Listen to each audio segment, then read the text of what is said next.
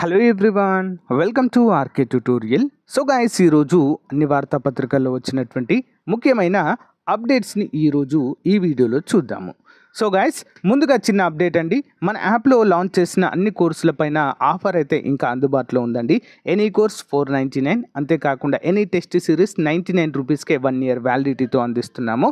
Interest ఉన్న అభ్యర్థులు app link video డిస్క్రిప్షన్లో ఉంటుంది, డౌన్లోడ్ చేసుకుని వెంటనే పర్చేజ్ చేయండి. ఓకేనా?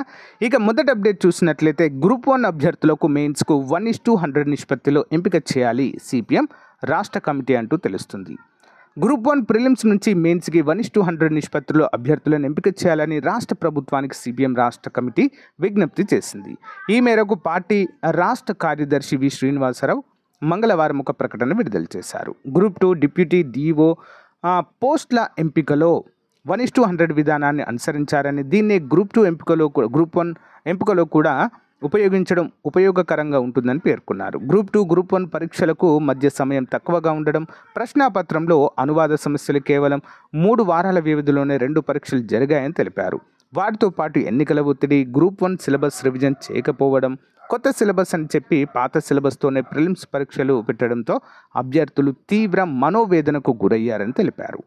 అభ్యర్థుల జీవితాలకు సంబంధించిన అంశం కనుక రాష్ట్ర ప్రభుత్వం దీనిపై వెంటనే సాధ్యాలను పరిశీలించి న్యాయం చేయాలని కూడా కోరడాన్ని ఇక్కడ మనము చూడవచ్చు.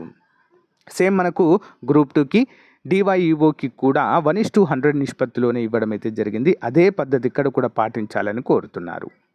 నెక్స్ట్, 4,929 స్కూల్ అసిస్టెంట్ల సర్దుబాటు. ఉపాధ్యాయుల సర్దుబాటులో భాగంగా రాష్ట్రంలో 6,285 మంది స్కూల్ అసిస్టెంట్ మిగులు ఉండగా 7,848 మంది కొరత ఉన్నట్లు అధికారులు గుర్తించారు. దీంతో మండల స్థాయిలో 4,929 మందిని కొరతగా ఉన్న పాఠశాలలకు సర్దుబాటు చేశారు. ప్రకాశం జిల్లాలో 380 మంది టీచర్లు అత్యధికంగా సర్దుబాటు అయ్యారు. మండల స్థాయిలో అనంతపురం జిల్లాలో 367 మంది, శ్రీ సత్యసాయి జిల్లాలో 295 మంది, నెల్లూరులో 271 మందిని సర్దుబాటు చేశారు. అల్లూరి సీతారామరాజు జిల్లాలో అత్యల్పంగా 35 మంది, మన్యం జిల్లాలో 58, విశాఖపట్నంలో 91 మందిని సర్దుబాటు చేశారు. బుధవారం నుంచి డివిజనల్ స్థాయి సర్దుబాటు ప్రక్రియ ప్రారంభము అవుతుంది. సో గైస్, మనకి ఏపీ కానిస్టేబుల్ 2022 నోటిఫికేషన్కి సంబంధించి అప్డేట్ అయితే రావడం అయితే జరిగిందండి. 1-2 డేస్లోనే మనకు వీటిపైన అంటే ఈవెంట్స్ పైన తేదీలు అయితే ప్రకటించబోతున్నట్లుగా తెలుస్తుంది. దీన్ని దృష్టిలో ఉంచుకొని events at the same time mains కూడా సైమల్టేనియస్గా ప్రిపేర్ అవ్వాల్సి అయితే ఉంటుంది. దాన్ని దృష్టిలో ఉంచుకొని మన యాప్లో పర్ఫెక్ట్ కోర్స్ లాంచ్ చేసాం. ఒకసారి చూడండి. టెస్ట్ సిరీస్ కూడా అందుబాటులో ఉండి ప్రతిరోజు మీరు ప్రాక్టీస్ చేయవచ్చు. జస్ట్ 99 రూపీస్కి ఆఫర్ ఇస్తున్నాము. ఒకసారి చూడండి. App link in video description. Thank you.